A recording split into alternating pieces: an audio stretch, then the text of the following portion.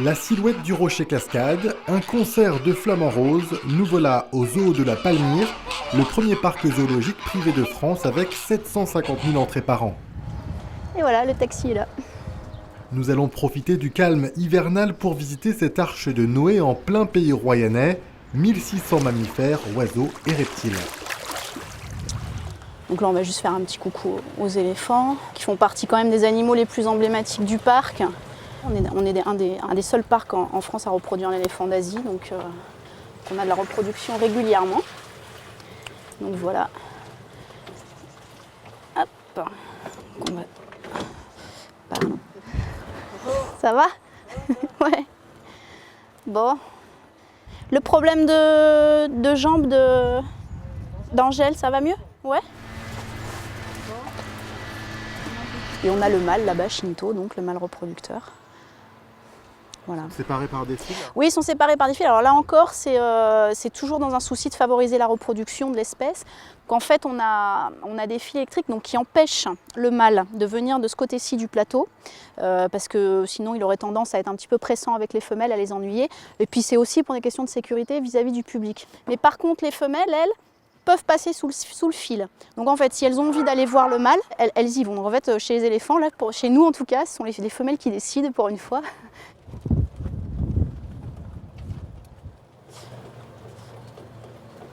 Alors ici, on a un parc assez vaste.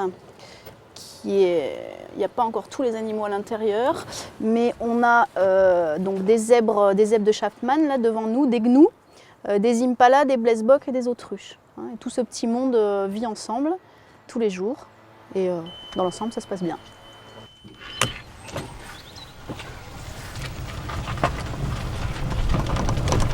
Ils ne s'envolent pas? Non, ils ne s'envolent pas. Parce qu'en fait on leur coupe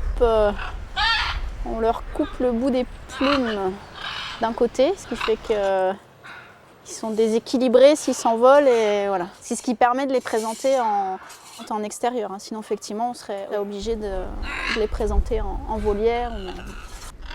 Pour faire tourner cette entreprise, ils sont 55 employés à l'année, le double en saison estivale. Car il en faut des bras pour cette grande ménagerie, par exemple rien que pour le poste alimentation, distribuer plus de 500 tonnes de nourriture par an, ça occupe. Et puis il y a tout l'entretien du parc. Juste pour peut-être vous montrer un peu une illustration de ce qui se passe en hiver. On a le bassin des ours polaires qui est en travaux, là, parce qu'on a quelques petits problèmes d'étanchéité sur les vitres, donc comme il y a pas mal d'eau dedans, effectivement c'est un peu indispensable de le refaire. On le refait en hiver quand il n'y a pas trop de monde, on ne peut pas se permettre de faire ça en plein été forcément. On leur offre quand même les meilleures conditions possibles. Après, ça reste effectivement un parc zoologique, soyons clairs, avec un espace fermé et restreint pour les animaux. Ce sont des animaux, encore une fois, qui sont nés en captivité. Tout est question d'adaptation. Je crois que si les animaux sont bien, qu'on s'en occupe bien, je pense qu'on arrive quand même à leur apporter un certain bien-être aujourd'hui, qui fait qu'on a des animaux qui se sentent plutôt bien dans leur tête et avec lesquels ça se passe bien. On n'évite pas certains problèmes de stéréotypes, etc., inhérents à certaines espèces, des espèces qui sont plus compliquées que d'autres à gérer. Encore une fois, c'est notre rôle d'essayer de faire de l'enrichissement, de les occuper, donc d'essayer de combler peut-être ce manque d'espace par autre chose.